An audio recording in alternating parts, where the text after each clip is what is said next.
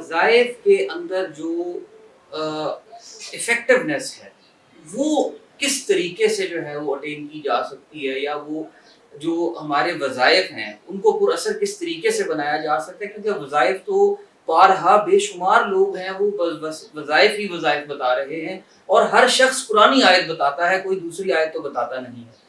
تو وظائف کو افیکٹو بنانے کے لیے کس طریقے سے کیا جائے؟ کیا ان کو کرنے کی کوئی پریکٹس ہے، کوئی سیٹ رول ہے، کوئی سیٹ آف اسٹینڈرڈ ہے، کوئی ایس او پی ہے، کوئی اسٹینڈرڈ آپریٹنگ پروسیجر ہے جو وظائف کو ہمیں کرنے کے لیے اپنانا چاہیے، یا پھر وظیفے کو کسی بھی طریقے سے کر دیا جائے تو اس کا اثر جو ہے وہ پازیٹیو اور مثبت ہوتا ہے؟ اس کے اوپر ذرا رہنمائی فرما دیجیے۔ دم کو مؤثر بنانا یا دعا کا اثر دکھانا، دعا اثر تبھی دکھائے گی جب اس کو پورے پراپر طریقے سے کیا جائے۔ اسی طرح ہر چیز اس کا تعلق ہم دعا سے کرتے ہیں، کچھ چیزیں علاج سے متعلقہ ہیں۔ ہمارا یہ جادو یہ ایک پورا ڈپارٹمنٹ ہے، اس کو دعا میں بھی شامل رکھے، لیکن ساتھ ساتھ اس کا علاج۔ اس کے لیے دیکھیں سب سے پہلی چیز جو ہمیں ملحوظ خاطر رکھنی چاہیے وہ یہ کہ جو بھی روحانی، میڈیکلی، جسمانی، معاشی اور معاشرتی مسئلہ آپ کو درپیش ہو تو آپ اس کو، ہر مسئلے کو، یہ نیوٹرل میں رائے دے رہا ہوں ایک تو، کہ جو بھی مسئلہ آپ کو درپیش ہے تو سب سے پہلے سمجھے کہ یہ کسی کا نہیں ہے لگایا ہوا مسئلہ، یہ میرا اپنا ہی ذاتی مسئلہ ہے۔ ہاں جی، ہم شیطانوں سے اور حاسدین سے اللہ کی بڑی پناہ مانگتے، لیکن اپنے نفس کی شرارتوں سے اور اپنے نفس کے شر سے کبھی نہیں پناہ مانگتے۔ نفس کا شر نازیم، اس پہ قابو پانا بھی بہت بہت ضروری ہے۔ تو اس لیے سب سے پہلے سمجھیں کہ یہ جادوگر کا کمال نہیں ہے کہ اس نے مجھے گرایا ہے، یہ شیطان کی طاقت نہیں ہے کہ اس نے مجھے کمزور کر دیا ہے، یہ میرے نفس کی کمزوری ہے۔ تو سب سے پہلے آپ توبہ استغفار کریں۔ قرآن مجید کی آیت ہے وَمَا أَصَابَكُم مِّن مُّصِیبَةٍ فَبِمَا كَسَبَتْ أَیْدِیکُم وَیَعْفُو عَن کَثِیر، تمہیں جو بھی تکلیف پہنچتی ہے تمہارے ہاتھوں کی اپنی کمائی ہے۔ تو لہذا سب سے پہلے اللہ کے حضور سر بسجود ہو کے توبہ استغفار کرے، یا اللہ میں کچھ نہیں اور میرا کچھ نہیں، تو سب کچھ ہے اور تیرا سب کچھ ہے۔ جس وقت اللہ کے حضور سر بسجود ہوگا اور توبہ استغفار کرے گا تو آدمی کا وظیفہ بھی مؤثر ہونا شروع ہو جائے گا، اور ساتھ ساتھ یہ ہے کہ وہ دیکھے کہ نماز پنجگانہ کا پابند ہے کہ نہیں، نماز پنجگانہ کو دیکھے۔ پھر اسی طرح صبح و شام اور سونے کے اذکار دیکھے۔ میں کوئی بھی آدمی جو مجھے اس طرح کی شکایت کرتا ہے کہ رات کا رسم میں ڈر گیا، یا اسی طرح جنات کا سایہ ہوا، سینے پہ بوجھ آ گیا، یا اس طرح کی صورتحال ہوتی ہے، تو وہاں سب سے پہلے پوچھتے ہیں کہ دیکھیں آپ کی جو بستر تھا وہ پاک تھا، آپ کا لباس اور جسم پاک تھا۔ تین چیزوں کی پاکیزگی ہونی ضروری ہے، آپ کے لباس کی پاکیزگی، آپ کے بدن کی پاکیزگی اور آپ کی جگہ کی پاکیزگی۔ پھر دوسرا سوال فوری یہ ہے کہ آپ کو جو مسئلہ ہوا ہونا نہیں چاہیے، کیوں آپ وظائف بھی کر رہے ہیں، ساتھ ساتھ یہ کہ آپ نے وظائف کیے ہیں کہ نہیں۔ اب یہ ساری چیزوں کے بعد اگر مسئلہ ہے نا تو پھر سمجھ لو کہ کوئی نہ کوئی کمزوری اور آ رہی ہے۔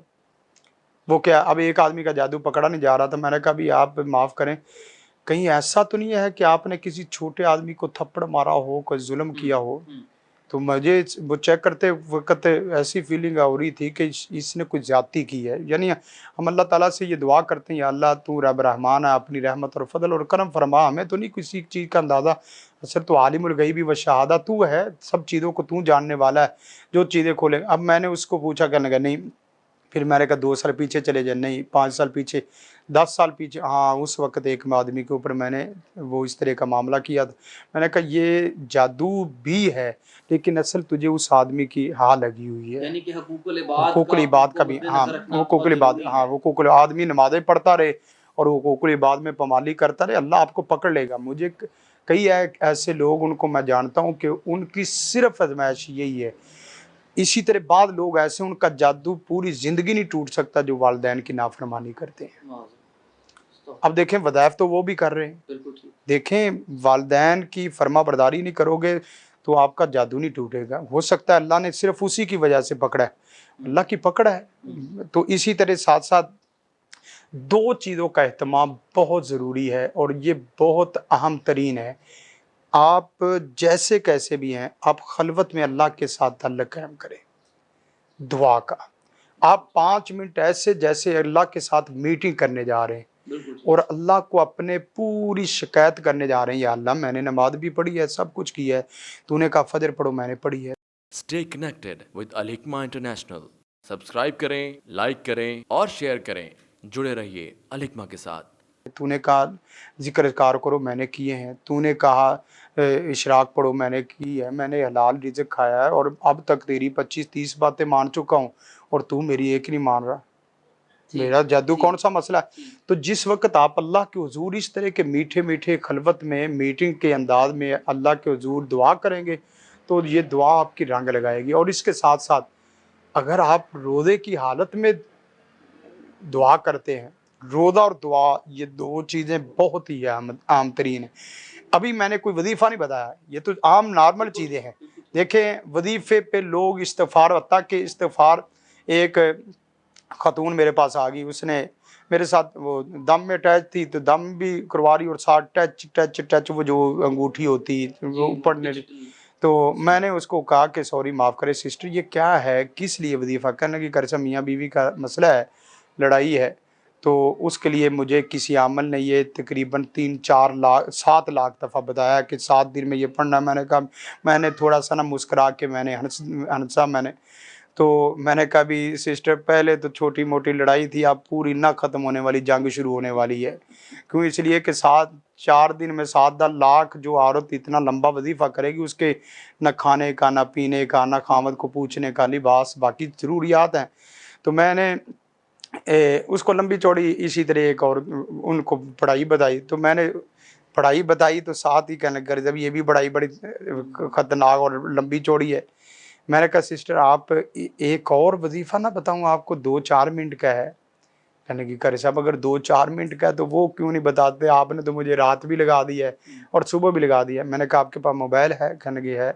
میں نے کہا آپ کو چیٹنگ کرنی آتی ہے؟ کہنے لگی آتی ہے۔ تو میں نے کہا صرف آپ کو اپنے ہسبینڈ کا نمبر بھی ہے؟ کہنے لگی ہے۔ میں نے کہا اس کو لکھنا ہے کہ میرے سے جو ہوا ہے سو غلط ہوا ہے، سوری کرتی۔ سبحان اللہ۔